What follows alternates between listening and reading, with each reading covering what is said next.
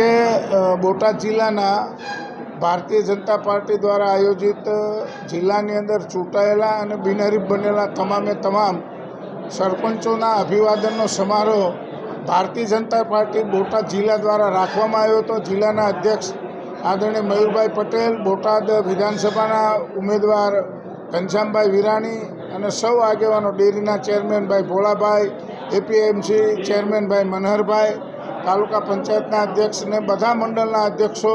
બધા સાથે મળી અને આ જિલ્લામાંથી ચૂંટાયેલા બધા સરપંચોનો અભિવાદન કાર્યક્રમ રાખવામાં આવ્યો હતો। અને 2047ના જે વિકસિત ભારતની યાત્રા આપણા યશસ્વી પ્રધાનમંત્રી આદરણીય નરેન્દ્રભાઈ મોદીએ જે શરૂ કરી છે એ યાત્રાની અંદર પંચપ્રાણ પ્રતિજ્ઞા સાથે આગળ વધી અને વિકસિત ભારતનું સ્વર્ણિમ સ્વપ્ન સાકાર કરવાના સંકલ્પો સાથે આજે આ જિલ્લાના તમામે તમામ ચૂંટાયેલા અને બિનહરીફ બનેલા સરપંચો એ સંકલ્પો લઈ અને જાય છે। 2047ના વિકસિત ભારતની આપણી યાત્રા અવિરતપણે એ ચાલુ રહે